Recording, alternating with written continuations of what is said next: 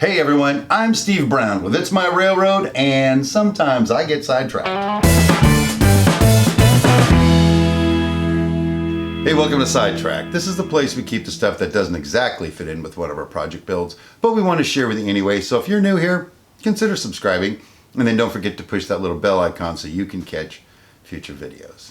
Well, we're in the second part of a three-part series trying to communicate some video tips for YouTube, specifically for the model railroader. Last week, we had a pretty good video relative to being yourself and you know why you're trying to make your video and stuff like that. If you missed that, there's a card above my head, link in the description. But today I would like to talk, we actually would like to talk specifically about time and the time commitment, how much time it takes to do all this. Because you know, some of the best YouTube videos, it really looks easy and it looks like it can be done quickly. But to talk on that subject, I've brought in my beautiful wife, Cindy, who's also a YouTube creator, been making videos just about as long as I have. Cindy's got a couple of channels. She's got Supposedly Chic, which on Fridays does, she uploads a fashion unboxing video. Very popular, very cool if you get a chance to check that out. On that same channel, Sunday night, 6 p.m. Pacific, she and I actually do a live show, improv comedy that, well, at least we think is funny. It's funny. Right? Our dogs love it too. And then on Tuesday, on her Everybody Keto YouTube channel, she puts up videos related to the keto lifestyle, health, things like that. So if you get a chance, all that information's in the description down below. Go check it out when we're done. But Cindy, welcome to the show. Thank you. And to your living room. Right, welcome. Hey, like I said, you've been making videos about as long as I have, right? Maybe yes. As long, I don't know.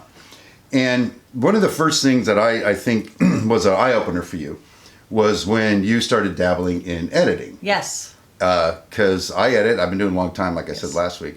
And maybe I make it look easy. The finished product kind of looks like it's easy. But what did you discover when we started teaching you how to edit your own videos? Yes, editing is not easy. It just seems like, and I'm sure you guys, when you watch YouTubers, you just turn on the camera, turn it off, and boom, you're good to go.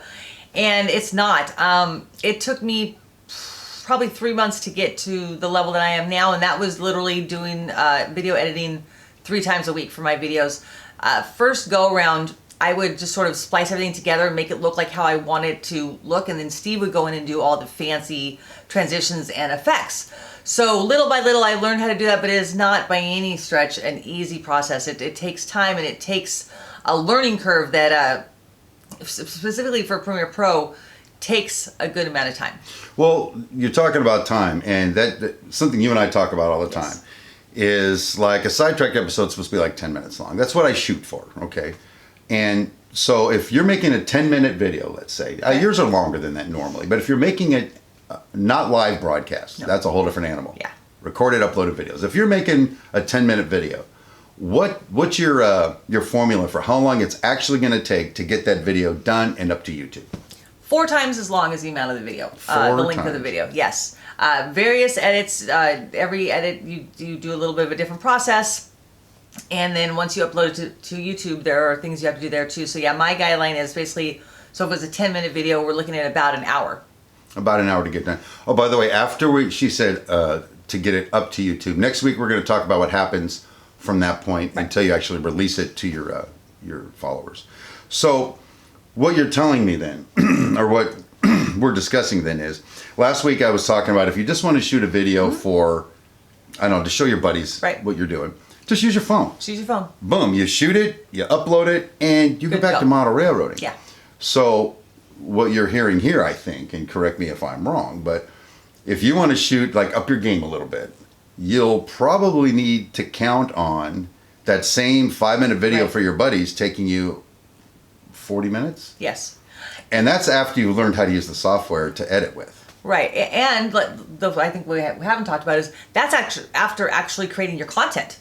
You know, if you do research, if you work on a particular topic, if you do multiple shots or any kind of like on location stuff, the actual shooting process as well can be an hour, 2 hour, 3 hours, you know, so add that into the equation as well.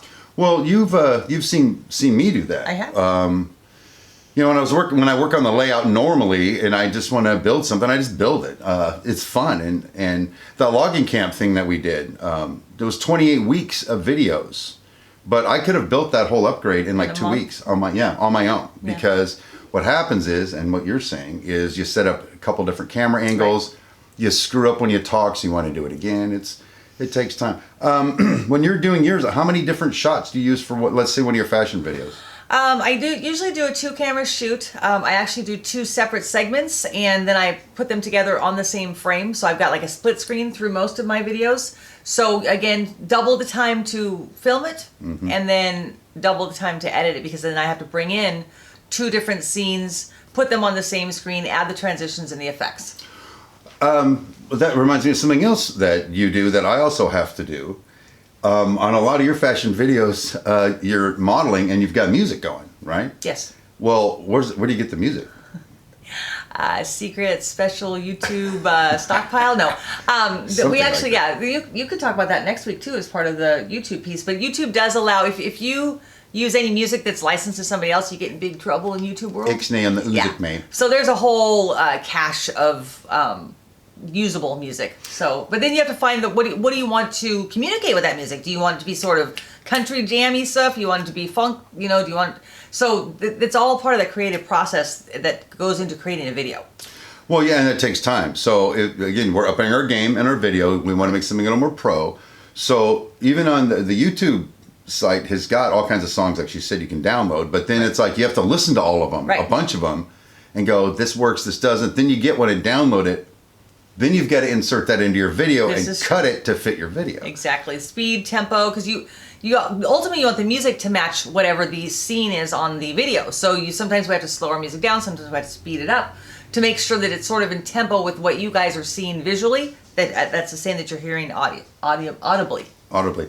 Well, so we don't get incredibly long with this short video. One of the things then that's occurring to me as we're talking, and you can elaborate on this, and I will, but that means suddenly, if you're going to be putting out these videos, you have to allow for time to do it, right? So, but that time isn't just being invented. That time is being stolen from something. Yes. So you have to sacrifice something. For me, what I end up sacrificing, quite honestly, is 2 things, because I put out 3 videos a week, plus the one I work on with her, and then she puts out 2, plus the one we do together. One of the things I sacrifice, I have to, is actually working on the layout. Right. I don't get enough time to do it now. I'm too busy making videos. The second thing is, some of my one-on-one time with my wife goes bye-bye. And that's why we like to do these projects together. But what's some of the sacrifices you've had to make? Well, let me tell you, first of all, I think Steve and I both are sort of the consensus that our YouTube world is basically our second full-time job. For sure. Because it literally does take us 35 plus hours a week by the time, again, we do our research, we do our planning, we decide what we're going to video, and then from there. Yep. I would say Steve and I have not gone out on a Saturday night and actually, I don't know, had a nice dinner and maybe gone to a club or a movie since we started this. Months. Yeah. It's been months. Months. That's just gone. We just don't have time to do that. The other thing is, since we do all the video in our house, we also have to be cognizant of the fact that someone else is filming. So, you know, it's almost like when the husband's napping, you have to keep the kids quiet. You know, I need to make sure my dogs are quiet and not running around being crazy. Yeah. I have to time dinner just right between, you know, because again, what he's doing is a model build. Okay, so things like he's in the middle of painting, or the glue has to dry, or what have you. So I really have to time everything that we do in the evenings around his video schedule. Yeah, well, and then likewise, when she's doing her fashion shoots, like you said, we do in her home, she's doing her fashion shoots in here. We used to work on some of the videos together. I'd be shooting, but we can't do that anymore. So she's got to do all of her own film work, while I'm in the hobby room with my headphones on editing a video. So anyway, I guess the thing is you know, what are you willing to sacrifice for the video? We are fortunate that we don't have any children living in the house. I'm self-employed. She works from the house, so we have a little bit more flexibility probably than most people do. So I guess the video tip here in that regard is to understand going into this that you'll need to give something up to get the higher quality video. Stuff that you see Luke Tone do, Kathy Millett do, David Pop, Ron Marsh, ask him even, a lot of time. But there was something else that I wanted to say, and now I can't remember what it was, but it was pretty good. I know it was pretty good. So we're going to just skip that for a second. Let me go to just something fun. What's it like being the wife of a model railroader? This kind of a model railroader. Because you've never actually told me what that's like. No, I haven't. I have to do it right here in front of everybody. In front of everybody. You are the first lady of model railroading. I am the first lady of model railroading. That's right. You guys, quite honestly, how do I want to say this? Gently. It's an honor, actually. I love this man. Obviously, that's why I'm here. So I see all the greatest things in him. But to see how this community has been created and how much fun he has spending time with you guys, his his Saturday morning lives, that just kicks off his entire weekend. It's great and, stuff. And so I really love the fact that he has this venue to sort of share his passions and his skills and his expertise. I will tell you, though, that in addition to all of the highs, there's also a whole lot of lows that come with this this channel and this medium. All of the sort of, and I'm going to just go right there and call it the faceless trolls that, make sometimes not very nice comments or thumbs downs. I think what you guys need to understand, if you haven't already, is that not only most YouTubers, but Steve Brown in general, takes those very seriously, because he does. I'm not kidding you when I tell you that this is his second full-time job. And he will put aside almost anything to make sure that you guys get the content, the time, every video comes out exactly when it's supposed to. He answers all of your comments very timely. So when someone just haphazardly says, oh, I'm going to thumbs down, or oh, I'm going to be a snarky rivet counter commenter. She said rivet counter. I did. He does take that a little personally, so that bothers me a little bit. If you guys have spouses, you just want to go sort of beat that person up. But I think that you guys have a really great community, and you get to do you have a creative outlet, which is awesome, because I think in this day and age, as much pressures as we have in our day jobs and our day lives, it's nice to have that outlet, and it's cool that he gets to share it with all of you guys. Wow, I didn't know she was going to say all that, and to tell you the truth. She's right. I love her. That's good stuff, babe. I call her babe. Sorry, Ms. Brown. So, all that time stuff. There's something you said, and it reminded me of what I wanted to say, and we're going to wrap it up with this. Okay, you've dedicated all this time to a video. What am I going to make? Then you make it. Then you edit it, and all that stuff. And I'm going to say part of that time has to be the time that you upload your videos. Okay. Right? Yeah. And all the experts say this. We learned this by doing research on YouTube, but I've seen the effects on It's My Railroad, the consistency of when you upload. Yep. If I say 6 o'clock in the morning on Tuesday, Thursday, and 7 a.m. on Saturday, it happens. So if you're going to invest all this time, you can't just invest the time and then willy-nilly throw your video out. People will watch it, I think. I mean, there was a time where actually you were kind of doing it a little bit more because it was tough to get them out, right? Right. And then we'd sort of tighten that up. So was there a difference? Did you notice in viewership before and after? Yes. And as a viewer, I noticed that too. If there's someone that you follow that you really enjoy their videos, you're sort of anticipating when the next one's going to come out. So consistency is definitely key. I see it on Steve's channel all the time. He drops videos at 6 a.m. our time on Tuesdays and Thursdays. And you guys have watched the video 56, 60 times in the first hour. Yeah, no kidding. So I know that, we know that consistency is key. Basically, do what you say and say what you do. And we just continue to plug along, putting videos out every single week and without fail.